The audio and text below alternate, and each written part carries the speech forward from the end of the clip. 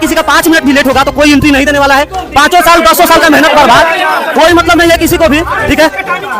यहाँ ना हमारे पास रफ शीट था ना पेन था और हमारा एग्जाम स्टार्ट हो गया है। यहाँ पे तो सब समय से कुछ किया जा रहा है, बीच में जब एग्जाम है तो वहाँ पे 5 क्वेश्चन करने के ठप्पा देने के बाद 60 मिनट मिलता है। 15 क्वेश्चन सिस्टम पूरा हैंग कर रहा है इसका पूरा। क्या दिक्कत हुआ? माउस ही नहीं काम कर रहा था, वो बहुत लेट चल रहा था। माउस में ट्रिपल क्लिक पे काम कर रहा था। ट्रिपल से हम लोग धांधली ना समझे तो क्या समझे? एक नंबर के लिए आदमी को नहीं होता है, 15 मिनट टाइम नहीं दीजिएगा तो देते हैं सर? नहीं लेंगे। टिश्यू का ही पूछा था, सॉरी प्रोडक्शन से पूछा था और एक टिश्यू से पूछा था, कुछ पूछा था फंगस का। ये जो बच्चे हैं ना सभी लोग बहुत मेहनत करते हैं, 5 साल इंतजार करके यहाँ पर आए हुए हैं। TCS एग्जाम ले रही है, हमें भी अच्छे से पता है। ऐसे ही हमारे पास बच्चे मौजूद हैं, ठीक है। ये सभी बच्चे क्लास करते हैं हमारे चैनल पर, तो इनको जानने का हक है आखिर क्यों इतना लेट हुआ, इनके साथ क्यों हुआ कि आधा बच्चे बाहर जाइए बाहर, एग्जाम खत्म हो गया, जाना चाहते तो जा सकती है। बाकी जो नीचे वाले सीट में वो सभी कैंडिडेट निकल रहे थे, वो लोग घबरा कर रहे हैं ना इस बात के लिए ना कि जब हम लोग का एग्जाम स्टार्ट हुआ मतलब क्या कारण है, क्या हम लोग शांति व्यवस्था कंप्लीट होना चाहिए और मतलब अंदर से कोई भी इंचार्ज कुछ भी नहीं बताया कि क्यों लेट हो रहा है, कुछ भी नहीं। तो जितने भी हमारे भाई बहन दोस्त आरपीएफ सब इंस्पेक्टर और कांस्टेबल का एग्जाम्स देने वाले हैं वो थोड़ा सा सतर्क और सावधान हो जाइए। मैं ऐसा इसलिए बोल रहा हूं क्योंकि मैंने जब 26 नवंबर को सेकंड शिफ्ट में एएलपी का पेपर दिया और मैंने एग्जाम सेंटर के अंदर जो मैंने देखा वो मैं आपको डिटेल्स में बताऊंगा, ताकि आपको जो आपके आरपीएफ सब इंस्पेक्टर का एग्जाम होने वाला 7 दिन के बाद उसमें आपको कोई प्रॉब्लम का सामना ना करना पड़े। इसके साथ में मैं आपको ये भी बताऊंगा कि जो मैंने सेकंड शिफ्ट में एग्जाम दिया, ठीक है, उसमें जो सवाल पूछा गया वो कौन कौन से टॉपिक से सबसे ज्यादा सवाल पूछे गए वो सारे मैं आपको टॉपिक्स बताऊंगा। इसके साथ में मैं आपको ये भी बताऊंगा कि आपको एग्जाम सेंटर पर जाने से पहले आपको कौन कौन सा डॉक्यूमेंट रेडी कर लेना और एग्जाम सेंटर पर जाने के बाद आपको कौन कौन सा गलती नहीं करना है। इसके बाद जो मैं आपको इंपॉर्टेंट टॉपिक्स बताऊंगा ये 7 दिनों के अंदर आप एक बार जरूर कवर कर लेना, क्योंकि मैं जो भी टॉपिक्स बताऊंगा इससे 100% आपके एग्जाम्स में सवाल आएंगे, ठीक है। अगर नहीं आए तो कॉमेंट में आना और कॉमेंट में बता के जाना कि आपने जो टॉपिक्स बताया था उससे सवाल नहीं आया, या फिर आप हमारे टेलीग्राम पे ग्रुप में ज्वाइन होकर बताना कि सवाल नहीं आया था, ठीक है। तो वीडियो में शुरू से लेकर लास्ट तक बने रहना ताकि आपको सब कुछ समझ में आ जाए, और इसके अलावा कोई डाउट या क्वेरीज होगा तो कमेंट में आप जरूर पूछ लेना। तो चलिए बिना देरी के वीडियो को स्टार्ट करते हैं। तो सबसे पहले अगर यहाँ पर हम साइंस की बात करें कि साइंस के सबसे ज्यादा कौन कौन सा वो इंपॉर्टेंट टॉपिक्स है जिसे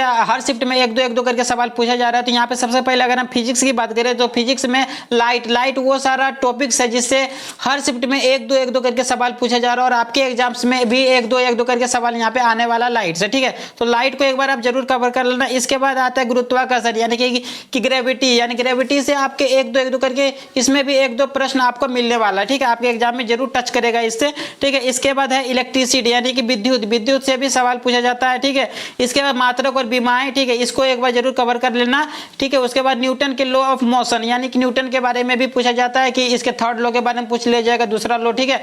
इसके बारे में बहुत सारे एग्जाम्पल भी पूछ लिया जाता है, ठीक है। इसके बाद आपके जड़त्व के नियम से भी पूछ लिया जाएगा सवाल। तो ये सारे वो इंपॉर्टेंट टॉपिक्स है जिससे हर शिफ्ट में एक दो करके सवाल पूछा गया, और यहाँ तक कि आपके जो आरपीएफ सब इंस्पेक्टर के प्रीवियस क्वेश्चन को मैंने जब डीपली एनालिसिस किया तो उसमें भी इन सारे टॉपिक से एक दो करके सवाल वहां पे पूछा गया है। इसके बाद अगर हम केमिस्ट्री की बात करें कि केमिस्ट्री में वो कौन कौन सा इंपॉर्टेंट टॉपिक जिसको आपको ये 7 दिनों के अंदर कवर कर लेना है ताकि आपको एग्जाम्स में इन सारे टॉपिक से सवाल आए तो आप वहां पे सॉल्व कर सको, ठीक है। तो इसमें सबसे पहले आपको परमाणु संख्या एक बार आपको जरूर कवर कर लेना, अगर आप पढ़ चुके तो एक बार और पढ़ लो, ठीक है। इसके बाद आपको केमिकल रिएक्शन, ठीक है, आम्ल क्षार और लवण, ठीक है, आवर्त सारणी और कार्बन अकार्बन, ये सारे कुछ इंपॉर्टेंट टॉपिक्स है जिससे हर शिफ्ट में एक दो करके सवाल पूछा जाता है, और आपके भी एग्जाम्स में इससे सवाल आपके आने वाले, ठीक है। इसके बाद अगर हम बायोलॉजी की बात करें तो बायोलॉजी में जो सबसे इंपॉर्टेंट टॉपिक्स जिससे सवाल पूछे जाते हैं वो है प्रजनन, ठीक है, वनस्पति स्रोत, ठीक है, अनुवांशिकी, खाद्य श्रृंखला, ठीक है, प्रजनन तंत्र, उसके बाद तंत्रिका तंत्र। तो ये सारे कुछ इंपॉर्टेंट टॉपिक्स है जिससे सवाल पूछे जाते हैं और आपको कवर करना ही है, ठीक है।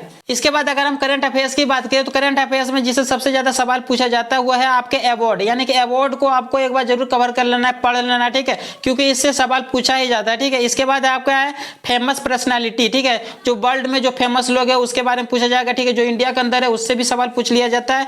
इसके बाद इसरो, डीआरडीओ, नासा, एयरफोर्स, ठीक है, तो इससे जितना भी रिलेटेड करंट अफेयर्स आता है, ठीक है, उसको आपको एक बार जरूर कवर कर लेना, ठीक है। साथ में आप गवर्नमेंट स्कीम ये तो जरूर पढ़ लेना, क्योंकि ये मैंने पिछले वीडियो में भी बताया था कि गवर्नमेंट स्कीम से सवाल पूछे जाते हैं, और यहाँ तक 2018 में भी पूछा गया था, ठीक है, जो एलपी का एग्जाम हुआ था, ठीक है, आरपीएफ का भी एग्जाम हुआ था, तो उसमें भी ये गवर्नमेंट स्कीम से सवाल पूछा जाता है, ठीक है। तो आप गवर्नमेंट स्कीम को एक बार इसको इग्नोर नहीं कर सकते, आपको इसको पढ़ के ही जाना, क्योंकि इससे सवाल 100% आपके एग्जाम में एक दो जरूर फंसेगा, ठीक है। तो मैंने आपके साथ जीके जीएस के सारे इंपॉर्टेंट टॉपिक्स की तो बात कर लिया। अब अगर हम मैथ की बात करें कि मैथ की हुआ कौन कौन सा इंपॉर्टेंट टॉपिक्स है जिससे सवाल पूछे जाते हैं, तो इसमें सबसे पहले आपको नंबर सिस्टम एक बार जरूर कवर कर लेना है, ठीक है। है। इसके बाद आपको प्रॉफिट लो, डिस्टेंस, ठीक है, टाइम वर्क, टाइम डिस्टेंस, ठीक है। उसके बाद रेशियो मिक्सचर से सवाल पूछा जाएगा तो ये भी कवर कर लेना, ठीक है। एलसीएम, एचसीएफ, ठीक है, एसआई, सीआई, एवरेज, ठीक है। उसके बाद अलजेब्रा, जियोमेट्री, ठीक है, और एक बार ग्राफ सॉल्व कर लेना, ठीक है। पीवाईक्यू भी देख लेना, मॉक भी जरूर दे देना, ठीक है। तो इससे आपको पता चल जाएगा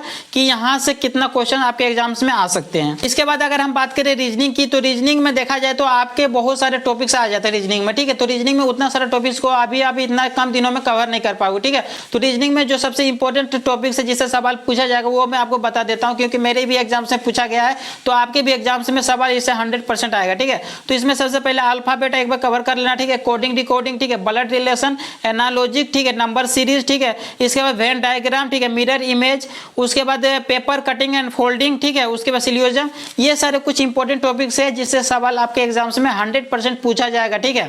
तो मैंने आपके साथ सारा वो इंपॉर्टेंट टॉपिक शेयर कर लिया जो आपको पढ़ के जाना है, ठीक है। इसके बाद अगर हम बात करें डॉक्यूमेंट की, कि एग्जाम सेंटर पर आपको कौन कौन सा डॉक्यूमेंट लेके जाना है, तो यहाँ पर रेलवे ने आज ही एक नोटिस जारी किया है। यहाँ पर साइड में आप देख सकते हैं कि रेलवे ने इस नोटिस में साफ क्लियर बता दिया कि आपको एक आईडी प्रूफ के साथ 2-3 और आईडी प्रूफ लेके जाना है, यानी कि एक आईडी प्रूफ के साथ एक और आईडी प्रूफ लेके जाना है, तभी आपको एग्जाम सेंटर के अंदर इन करने के लिए दिया जाएगा, ठीक है। यानी कि अगर आप सिर्फ आधार कार्ड लेके जाते हो तो आधार कार्ड के साथ आपको एक और आईडी प्रूफ कोई भी ले लेना है, ठीक है। चाहे आपके पास 10th का मार्कशीट है तो वो ले लेना, पैन कार्ड है तो वो ले लेना, ठीक है, ड्राइवरी लाइसेंस है तो वो ले लेना, ठीक है। इसके साथ में आप 2-3 अपना फोटो जरूर ले लेना।